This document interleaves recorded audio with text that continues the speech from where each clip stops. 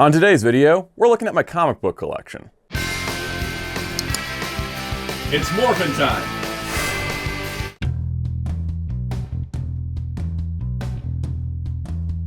Hello, this is Soundout here, and today we're going to take a look at my comic book collection because I posted a video last week for my 14th YouTube anniversary called 14 Things You Probably Didn't Know About Me, and I talked about my love of comic books in that, and I actually got a comment saying, hey, it'd be fun to do a video about your comic book collection, so we're going to do that. Though we're not going to do the entire collection because what you see behind me, which has been featured in videos prior, is not the entirety of it because, well, this is a limited amount of space, and this is just basically my favorite comics of all time, as well as ones I haven't read yet that I want to have available, and that's kind of what's behind me. So we're going to look mostly at that. I have other comics that are stored away in long boxes in the back that are different things that I've either read or just feel like I don't need on the shelf anymore. This is kind of like my primary collection, and that's what we're going to look at today. And I thought, okay, I could tour, the shelves, and that would be it, but I think I came up with a new format that should be a little bit more interesting. And you can also notice that there's a ton of toys on the shelves because that's where I keep most of my McFarlane DC figures and stuff. So we'll look at the shelves as they are, but also the comics on top with a little bit of commentary to see what all I have back here. Should be kind of interesting for me as well. So without further ado, let's take a look at my comic book collection. So we're going to start in the area that should be a closet in this room, but is actually comic book shelves because, I needed that more than a closet. We took the doors off this thing and put up a couple shelves. Let's start with the DC stuff. The first DC shelf is DC crossover events and some Batman Superman crossovers, leading into the Batman collection. First DC crossover I own, of course, is Crisis on Infinite Earths. I think it shouldn't be stated this is one of the most important DC events of all time. It's actually my favorite comic of all time, simply because before reading this, I didn't know about a majority of these characters, and it opened myself up to a DC universe that was more than Batman and Superman, and I really, really love it for that. Because of that, I actually have it signed by both creators, Marv Wolfman, who was the writer, and George Perez, who was the artist. George Perez sadly passed away, and it was a great loss to the industry. But I remember meeting him. He signed it for free because he's like, well, you already bought the book. And Marv Wolfman was like, I'm only going to charge you $5 because you already bought the book, and I'm not an artist, so I don't have any art to sell at this convention.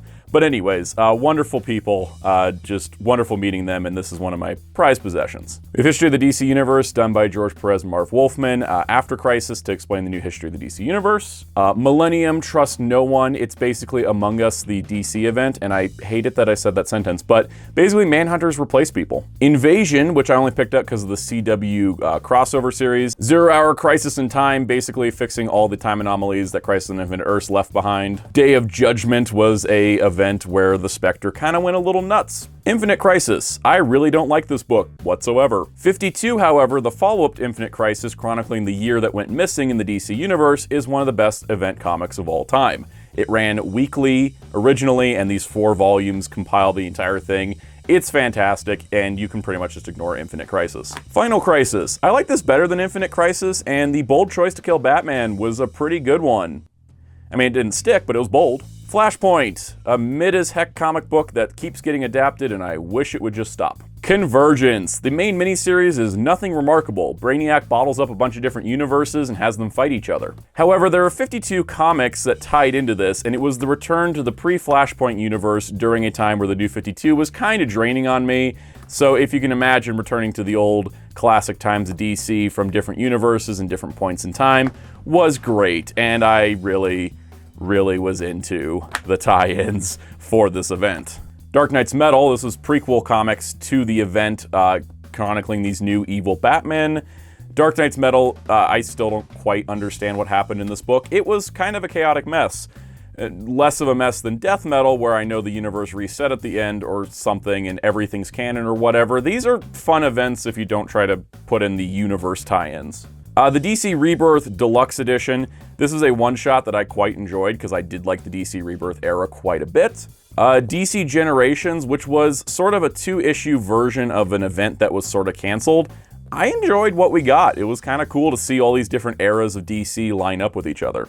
DC New Frontier, which is a classic Darwin Cook comic reimagining the DC universe during the Silver Age. It was adapted into a pretty good animated movie. Really great stuff. And DC Universe Origins, a collection of digital comics. Action Comics 80 Years of Superman is a collection of action comics. and Detective Comics 80 Years of Batman is more of the same. The Super Sons Omnibus, which is the expanded edition, I loved the Super Sons having Batman's son and Superman's son teaming up, was amazing, and Brian Michael Bendis threw it out a window, and I'm still mad about that. There also was a follow-up challenge of the Super Sons, which was a digital first comic, and it wasn't included in the Omnibus, which is why it's here. This next shelf is the rest of the Batman as well as the Bat Family comics. Again, personal favorites or things I haven't read yet. Death in the Family, the storyline where Jason Todd was murdered by the Joker. The Batman Nightfall event where Batman's back gets broken and Azrael becomes Batman. One of my favorites. I really love this one. Really thick paperbacks for these too. Batman Under the Red Hood. This is actually a hardcover that includes the animated movie, and that's actually how I have the movie on Blu-ray, so pretty cool.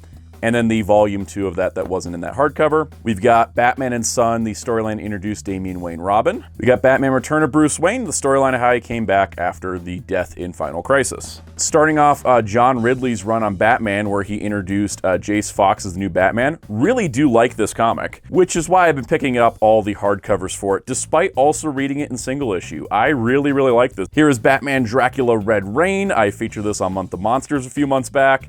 This is such a great comic book. Batman Gotham by Gaslight, which was just an incredible Victorian-era setting Batman. And then we have the Batman White Knight universe, which is a recent Elseworlds story under DC's Mature Black label, but I really enjoyed this, from White Knight to Curse the White Knight, which wasn't as good, and the Harley Quinn series, and the currently going Beyond the White Knight, which is just really, really good, but good Batman stuff. Moving on to Bat Family, we have the first volume 90s Azrael, which DC never continued. We have Cassandra Cain's Batgirl, Volume 1, Volume 2, and Volume 3, and DC never finished the reprints. We have Stephanie Brown's Batgirl run, which is one of my absolute favorites, Volume 1 and Volume 2, which means that's actually complete. The Batwoman Omnibus, which is the original Batwoman run with J.H. Williams III and W. Hayden Blackman. Fantastic run on the character. We got the DC Rebirth run on Batwoman, which isn't as good, but it's all right. That's an all right one. We got the Catwoman with the famous purple suit from the 90s, the Jim Ballant Catwoman. Here's a collection of Huntress comics from Earth 2, where she was Batman's daughter. Gotham City Monsters, a really fantastic miniseries with Killer Croc, Frankenstein, Man-Bat. It's amazing. I love this one. Gotham City Sirens Book 1. I can't remember if they did any more volumes of this, but Gotham City Sirens was really great. Paul Dini did a really good job with this book. The first volume of Denny O'Neil and Chuck Dixon's Nightwing run, Robin, Son of Batman. I did like this one. This is a Damian Wayne one during the DCU era. I love his giant beast Goliath. He's awesome. We Are Robin. This was after Damian died. A bunch of kids were like, there needs to be a Robin, and it was pretty good. And then the Robin War miniseries, which was kind of connected to all that. I did really like that era of Batman comics, specifically because of the focus on Robin. Here we have the DC Rebirth Batman Beyond comic. This one was pretty good. I think it stumbled in a couple places, but I felt like this was the first one to actually take the Batman Beyond concept and not just, we're remaking the animated show, but instead bringing some new concepts and new ideas like Batwoman Beyond. And I really, really enjoyed this one. So from here, DC runs alphabetically. I'm a big fan of Birds of Prey all the way back to the beginning of it. Love this team. This was Volume 1, Volume 2, and Volume 3, and DC stopped reprinting from the Chuck Dixon era. Here's some older trades of the Gail Simone run with Of Like Minds. You got Sensei and Student, Between Dark and Dawn, The Battle Within, Perfect Pitch, Blooded Circuits, a recent collection, Whitewater, the Oracle the Cure miniseries, and the New 52 run, which I thought was okay. I liked that Katana was on the team, but it wasn't quite to the same heights that we saw with the previous Birds of Prey. And then we had the DC Rebirth Batgirl and the Birds of Prey, which was pretty alright overall, though not perfect. So starting the A to Z DC, we have Grant Morrison's Animal Man run. These are the original DC Vertigo trades for it, and this is the entire Grant Morrison portion of the run. There's also Jeff Johns as Aquaman, which while I don't like Jeff Johns as a person, he did write a pretty good Aquaman book. This is his New 52 run. I haven't read all of it yet, but I did get all the trades on a sale, which is why you're seeing me flip through Aquaman that I haven't fully read yet. Here's some other DC stuff like Green Lantern Alliance and Green Lantern Legacy, young adult graphic novels, reimagining a new Green Lantern, and I really, really like these. Here was DC's attempt to make manga with Batman and the Justice League. They only published 3 of the 4 volumes that came out in Japan into English, and that's a bummer. Here's the first collection of the Bionicle comics that DC made, and there was never any further ones. Superman Smashes the Klan is one of the best Superman comics I've ever seen. It's based on the old Superman radio plays where he took down the Ku Klux Klan and said racism is horrible, which it is. And there is a moment in this where he takes down what he calls bigots in bed sheets. I love this book. I highly recommend it. Mr. Miracle: The Great Escape is a surprisingly young adult novel, and it's taking Mr. Miracle and modernizing him in a lot of ways, and hey, I like it. DC Black Label, the mature title, did this really cool prose-style illustrated novel type series called The Other History of the DC Universe, which was a focus on characters of color and how they reacted to the world through the lens of the DC Universe. Another Black Label book, Superman vs. Lobo, that one was pretty fun, though I wish it was longer. Hellblazer: Rise and Fall was a pretty good Constantine book, honestly. And The Question, Deaths of Vic Sage is probably the coolest thing The Question's done in a long, long time. And then our proper A to Z begins sort of with Adam Strange, going all the way here, straight all the way down to Mr. Miracle. Adam Strange Planet Heist, haven't actually read it yet. We got Sword of the Atom, the old Jan Strand, Gil Kane run. Aztec, the Ultimate Man, Grant Morrison had a cool idea here and I wish it went further. Blackhawks, which was done by Mike Costa in the New 52, pretty good run. Blue Beetle, Jaime Reyes by Keith Giffen and John Rogers is great. Probably my favorite Blue Beetle comic still. And then here is some older reprints, which hopefully will get replaced soon. Here's part of a run for Booster Gold. I have a few volumes of this, but I wish there was more volumes. Maybe with the Booster Gold show coming up, we'll get a new reprint series. Jack Kirby's Challengers of the Unknown. If you know who they are, you get brownie points in my book. DC Goes to War is a pretty cool hardcover collection of DC's old war comics. Etrigan the Demon by Jack Kirby, some of my favorite DC stuff, and it's just really great to get a collection of the Jack Kirby era. The Demon Hell is Earth is kind of a weird miniseries that sort of came and went without any fanfare. Demon Knights was like the coolest New 52 book because it was actually something new, where it was medieval times and Etrigan was teaming up with a bunch of knights, and it ended after 3 volumes. This could have gone on forever, I loved it. Mark Waid's Flash is probably my favorite run on the character. I love Wally West as the Flash. I have 3 trades of this, there was 8 in total. 4 got really hard to get, and now I don't know how to finish the set because for some reason a bunch of them are out of print. Flash Impulse Runs in the Family is mostly an Impulse collection, and I don't know why we don't just get normal Impulse volumes. Jack Kirby's Forever People, some of his weird fourth world stuff, and I found out about these guys through Young Justice, and that's why I picked this up. Frankenstein Agents of Shade, another underrepresented New 52 comic that people should check out because it frickin' is great. I love comic books. Green Arrow Quiver by Kevin Smith, one of the best Green Arrow books, honestly. Going alongside that same run, Sounds of Violence, and The Archer Quest. The Green Arrow Black Canary Death Do They Part volume is pretty great because it collects the entire run of when the 2 characters were married, and that was kind of a fun era. My favorite Green Arrow comic is The Rebirth, which is honestly like one of the coolest, more classic Green Arrow stuff, and this was collected completely across several trades, and of course I have all of them. I was reading this one monthly, had to drop it due to budget things, went back and read it all, and it's really, really good. I think it really gets to the core of what makes Green Arrow such a great character. All right, we got Green Lantern, Green Arrow, the classic Denny O'Neil, Neil Adams series, still holds up to this day. They tackled some really heavy social issues. Just like I like Wally West more than Barry Allen, I like Kyle Rayner more than Hal Jordan, and sadly we only got 2 volumes of Green Lantern Kyle Rayner. Blackest Night, which I consider a Green Lantern event, even though it's kind of a major DC event, it's held up okay over time. It's one of those things where it was really, really popular in its day. One of my favorite Green Lanterns books was Green Lanterns from Rebirth, which this featured Jessica Cruz and Simon Baz teaming up, and it was great. I thought they made a great pairing. I thought they had a lot of really cool adventures across the DC universe. I just really love the Rebirth era of comics. It's one of my more favorite modern eras of comics because it felt like everybody was in play and having fun. And despite having 9 volume collections, this could have run on a much, much longer. Far Sector is one of the best Green Lantern comics ever done. Jamal Campbell and N.K. Jemisin did a really good job with this. Absolutely check this out if you haven't. It is a mature title though, so I will put that warning. Joe Kubert Presents is a collection of comics that Joe Kubert made right before he died. This was essentially stories that he wanted to tell. Some of them are in black and white, some are in color. Really great stuff. Of course, he worked on Silver Age Hawkman. That's what's on the cover here. Speaking of Hawkman, my favorite superhero of all time, and Hawkwoman / Hawkgirl is one of my other favorites.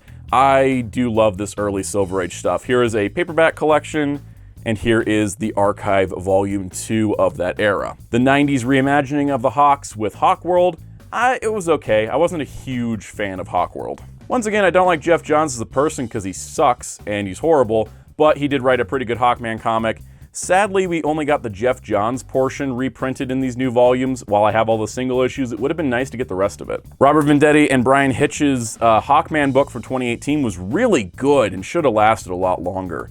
It sort of embraced the fact that Hawkman's been reincarnated multiple times over the years, and I think that bringing that history together made the character really interesting, and I like that he was an archaeologist in full, kind of like an Indiana Jones type. So going to my Justice League stuff, I have the first Bronze Age Omnibus. I got that on sale on Amazon for like 50 bucks. JLA Earth 2, which was the adaptation that became Crisis on Two Earths, which is how I got the Blu-ray with the comic. The Justice League of America Lightning Saga is a Legion of Superheroes crossover. This was part of Dwayne McDuffie's run on Justice League that did not last long enough. The Justice League Darkseid War was probably my favorite part of the New 52 Justice League book. I thought it was pretty good, and it was fun seeing the New Gods characters playing around with the Justice League. Justice League No Justice was a cool little 4-issue event, and I thought this was neat. It was mixing up a lot of the characters into these really cool team alignments. Kingdom Come is one of the seminal works of DC, and I wish they'd use this more than Flashpoint. This is actually signed by Mark Waid, who is the writer on this, thanks to my friend Pyrus Masquerade. Alex Ross's Justice was kind of a similar thing to Kingdom Come in a lot of ways, and I really did like this, especially because anytime you get Alex Ross to do interiors, it's amazing. JLA Avengers is a really good crossover that doesn't get reprinted enough because of licensing. Really fantastic stuff. George Perez worked his butt off on the art here. Justice League Power Rangers, how do you appeal to me directly? This comic does. I haven't actually fully read all this, but this is the Justice League International. Sadly, we've only gotten 2 paperbacks, but they're really thick, and it is a pretty good team lineup that I really do enjoy from the parts I have read. And then we have book 1 of Jack Kirby's Kamandi, which just came out recently, so hopefully book 2 is on the way to finish his run. One of my favorite heroes is Katana, and sadly she's only had a couple solo books, and some of these were shared with other Suicide Squad members, but those are basically it. Lobo, the main man, he's a piece of work, but I enjoy reading him, especially the Keith Giffen era, which is why I got a couple volumes of that. Mr. Miracle, another one of my favorite characters. Here's the Jack Kirby run. We, of course, have the Steve Englehart run, which that got a hardcover and the Jack Kirby one didn't. The Tom King run, which is like the only Tom King book I actually like. And the Source of Freedom, which is also the only Brandon Easton book I like. Even though it's been invaded by Green Lantern figures, this shelf is entirely Legion of Superheroes, my favorite superhero team of all time. So I'm a huge Legion of Superheroes fan. Again, my favorite team. So we've got the 3 Silver Age volumes of omnibuses. We've got the Superboy and the Legion 2-volume collection. The Legion of Superheroes Before the Darkness 2-volume collection. The actual Great Darkness saga. The 2 omnibuses for the 5-year layer era, which had never been collected before. I almost finished my single issue collection of this before they put these out. We've got Legionnaires from the more 90s era, post Zero Hour. And then we've got the Legion, which was some of the Abnett and Lanning run.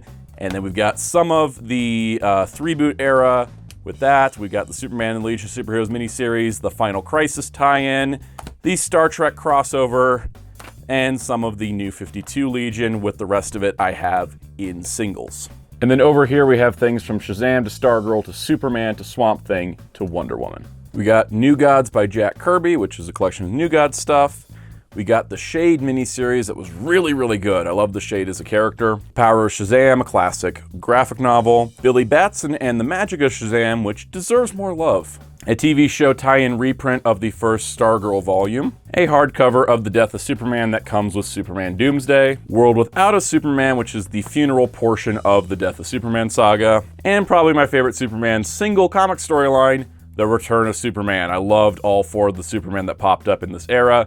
Really, really loved the dynamics and the surprise reveals. Superman for All Seasons is a pretty classic book. The Superman Our Worlds at War crossover I actually haven't read yet. I've had it sitting on the shelf for years. I need to actually sit down and read these. Superman Birthright is one of the coolest origins of Superman that we've ever had, and I do love it. And I thought Superman Unchained was probably the best New 52 Superman book, which is funny because it wasn't done by the normal Superman creative team at the time. And adding to that, I haven't read Superman Doomed yet, but I picked this up on sale and I want to see what's up with it because I have a figure of this Superman as Doomsday. Now, while Return of Superman is my favorite Superman book on its own, I loved the Rebirth era of Superman.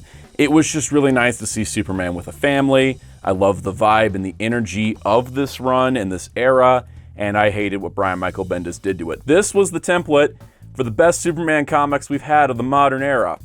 And of course, they did Superman Action Comics, and I have the hardcovers for all of these, because even though I read it all in single issue, I really just like sitting down and reading this sometimes. It's really nice comfort comics. And then on top of that, Superman Red Sun. It's an iconic Elseworlds. The Saga of Swamp Thing run by Alan Moore is probably the template for all Swamp Thing adaptations and stories since, and it's really good. I haven't totally read it in full yet, but I got all these volumes on sale, and I'm really just going to sit down one of these rainy days and read it all. The New Teen Titans, surprisingly I don't own all the volumes. It's a similar situation with Mark Waid Flash, where a bunch of them are just out of print, but I do have volume 1. Vigilante Southland, a comic so bad it got canceled before it finished its 6-issue miniseries. It's sitting here because I haven't finished reading it yet. Watchmen. I think this has been talked about enough. Wonder Woman by George Perez, Volume 1. I have the paperback of this, and I have the second Omnibus, just because that's how things shook out. I really wish I could finish this run, but DC doesn't keep things in print. Here's some oversized DC books, such as JLA Heaven's Ladder, the Superboy and Legion of Superheroes Tabloid Edition, and Wonder Woman's Spirit of Truth. And while it looks like the Justice League Dark is hanging out down here, we actually have the He-Man comics, starting from DC to other publishers, IDW stuff from Turtles to Sonic to Transformers to GI Joe, all the way down the end there. Here's DC's He-Man and the Masters of the Universe Omnibus, which is literally the largest book I own at 1,565 pages.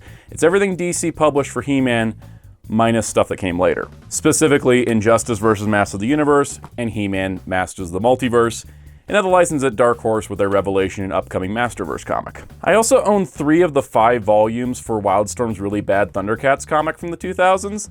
I liked some of this. I thought this one was fine. Enemy's Pride, Hammerhand's Revenge, Dogs of War, and the ones that came before it, really, really bad. So while it doesn't collect the entire Mirage comics, the Ultimate Collections, which were done by IDW, collect the Kevin Eastman and Peter Laird era of Mirage Comics Ninja Turtles, and that's why I got these 6 volumes. And they're in paperback because I didn't like the prices of the hardcovers, but I love how large these are, and I love that they're in the original black and white. The supposed final Ninja Turtle story from Eastman and Laird, The Last Ronin, which is getting a prequel miniseries, but this is pretty good, so I think it was worth it.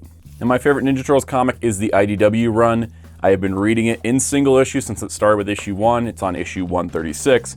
There's a ton of tie-ins and miniseries, and IDW has these really great hardcovers which collect everything in reading order, which is fantastic, and that's why I have them. I have this intention of going back and rereading everything now that I have these hardcovers. I just haven't done it yet. It's a lot of comics. I mean, we're up to volume 14 of this, and there's a 15th one on the way, but these are really, really nice, and if you're looking to get into the IDW Ninja Turtle stuff, I recommend the Ultimate Collections here, because, well, it's all in reading order, and you don't have to figure out what goes where and when comes which. So similar story with the Sonic IDW collections. There's only 2 of them out right now. I've been reading these, and I've been getting these nice copies of the chronological order of the Sonic comics just for my own collection and rereading ability.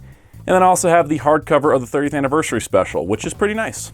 So Transformers, GI Joe, and several of the Hasbro brands have this crossover called Revolution, and I actually have all the trades for it, but I haven't actually read it yet. The reason why is because prior to losing the Transformers and GI Joe license, these suddenly became unavailable on digital platforms and went out of print.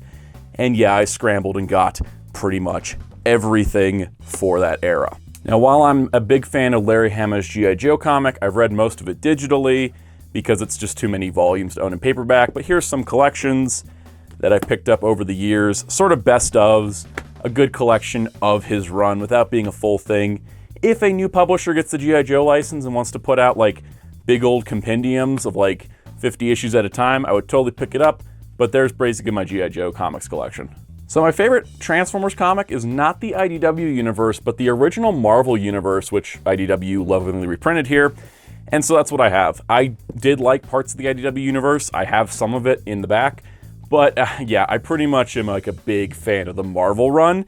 And it was nice that IDW did put out these nice volume collections of that original Marvel run, because this is much better than trying to track down single issues.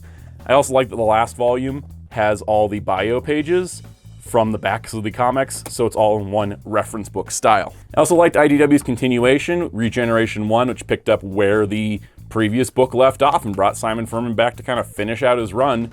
And there was also a really cool miniseries that was a prequel to that. Now, I've looked at Transformers and GI Joe. Here's Transformers versus GI Joe. Tom Scully's crazy, like hyper-active run on Transformers vs. GI Joe was really fun and totally bonkers. And then there is IDW's sadly short-run Beast Wars comic that only ended because the license expired. And it's still maddening that Hasbro took the Transformers and GI Joe licenses away from IDW over a year ago, and still we have no idea who's taking up the reins. As mentioned, a little strap for space, here's my Milestone Comics. Milestone Comics, aka the world where Static was born. Most people know Static Shock as a series, but may not know the rest of the Milestone universe. There's these really cool compendiums coming out, and I highly recommend them because they have all the old Milestone. But if you're trying to get into Milestone, I recommend the modern series, such as Static Season 1, Icon and Rocket Season 1, Hardware, as well as Blood Syndicate and Duo. These are some of the best modern comics right now. And there's also this really nice collection that came out recently of the DC Universe by Dwayne McDuffie. Absolute wonderful tribute to a great author who was taken from us too soon. I also have this zombie miniseries, which is sort of based on the previous zombie comic from Milestone, but I haven't actually read it yet. And then here we have the Marvel, starting with Ant-Man all the way through Hulk. So going through Marvel, here's my Scott Lang Ant-Man comics. I like Scott Lang, blame the MCU. But I actually really do like his modern books. These have been really, really fun for the modern times. Here's some Avengers collections. I haven't read the big three yet. I did read the Kree-Skrull War, pretty iconic classic book. Here's Epic Collection Under Siege. I just really like the character lineup. We've got the original Avengers Infinity crossover. Jason Aaron's Avengers isn't the greatest, but it has Robbie Reyes Ghost Rider on the team. And that's why I've been picking it up in hardcovers, because it's actually cheaper than getting the trade paperback versions. Here's my favorite Avengers team, the West Coast Avengers. These are Epic Collections 1, 2, 3, 4, and 5. And 6 is coming soon. I'm really excited. And then here's the Captain America Winter Soldier comic, which is the arc that was adapted to the movie. My favorite Marvel team, the Fantastic Four. We have Alex Ross's recent Full Circle graphic novel that's really great. Here's a collection of Fantastic Four stuff. I got a Marvel Masterworks Fantastic Four free with an Audible trial. The Overthrow of Doom. We've got Reunited They Stand. John Byrne Visionaries Volume 1. Walter Simonson. More Walter Simonson. The Fantastic Four and Humans Atlantis Rising crossover. The original Fantastic Four X-Men. Resurrection of Galactus. Marvel Knights 4, which might be my favorite Marvel Fantastic Four comic. I think Marvel Knights 4 actually nailed the team dynamic really, really well. I do like this one quite a bit. And we've got Authoritative Action, Rising Storm. We've got First Family, which is a pretty cool miniseries. Dwayne McDuffie did this new Fantastic Four with Storm and Black Panther on the team, which was pretty great. Here we have the Jonathan Hickman run. I've got Volume 2. I've got Volume 1, Volume 2, no Volume 3, Volume 4, 5, and 6. And I have Volume 4 of the FF run. I got 2 volumes of the Matt Fraction run. And we've got the final adventure that Stan Lee and Jack Kirby did with John Romita Jr. also worked on this. Really cool thing. Here's a paperback of Masterworks Human Torch 1. We got the Invisible Woman miniseries by Mark Waid that was really good. The Thing, Idol of Millions, and Doom War. All right, I love Ghost Rider. Here's the first Johnny Blaze Epic Collection. Here's the first 2 volumes of Danny Ketch, even though they didn't do any more. The Spirits of Vengeance Midnight Suns crossover, which was pretty great. Got some of the Daniel Way run, 2 volumes of that. All new Ghost Rider, the Robbie Reyes, which is, of course, my favorite Ghost Rider. And we got Ghost Racers, which is part of that, and the Robbie Reyes Ghost Rider book. Cosmic Ghost Rider, which I don't actually like Cosmic Ghost Rider that much. Guardians of the Galaxy, I wish I could have the entire Abnett and Landing run, but I've only got half of it.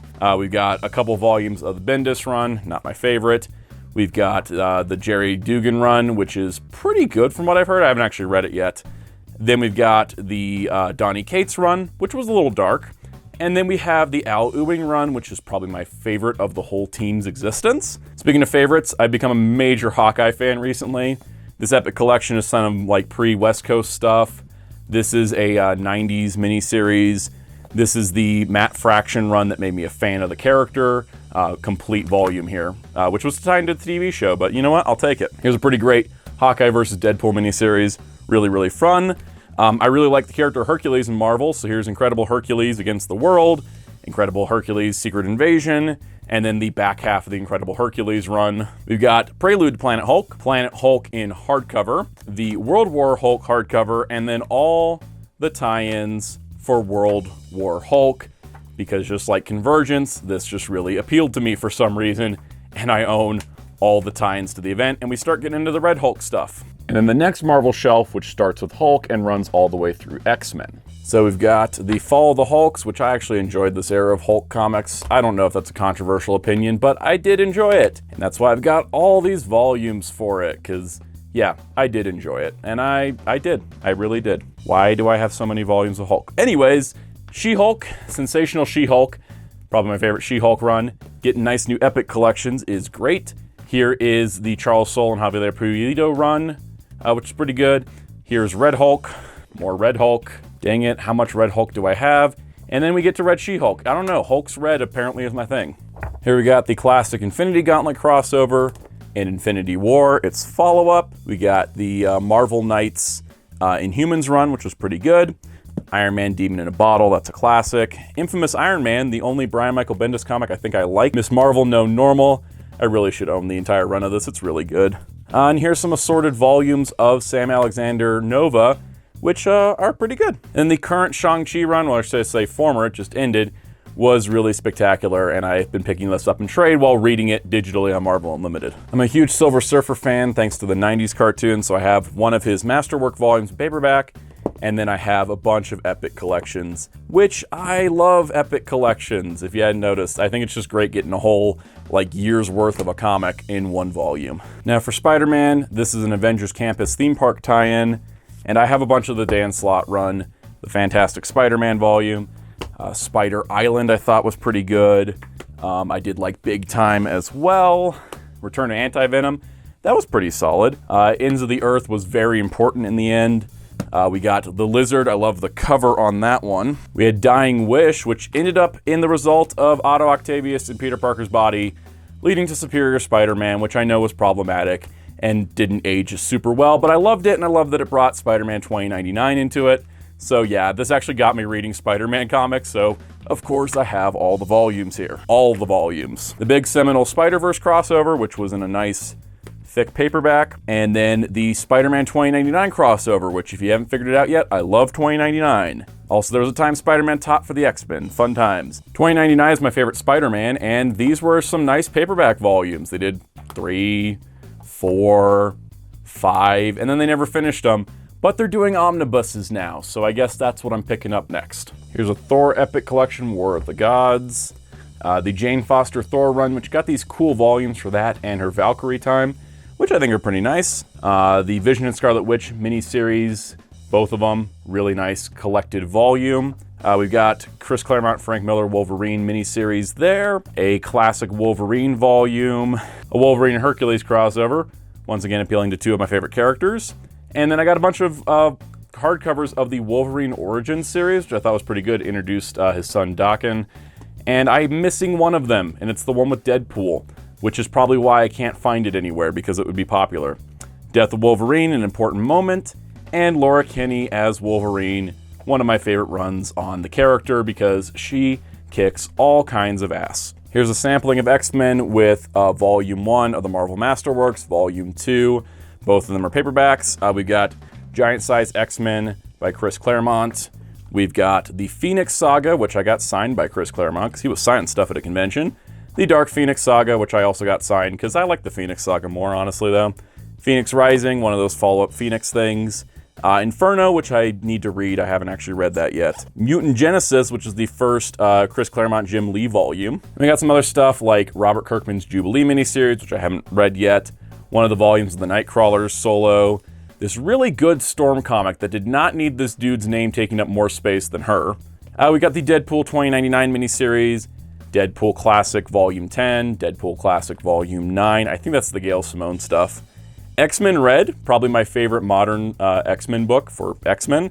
And X-Men The Shattering, which I haven't had a chance to read yet. Here's a collection of X-Men and Spider-Man stories, or actually I think it's a miniseries, in a hardcover.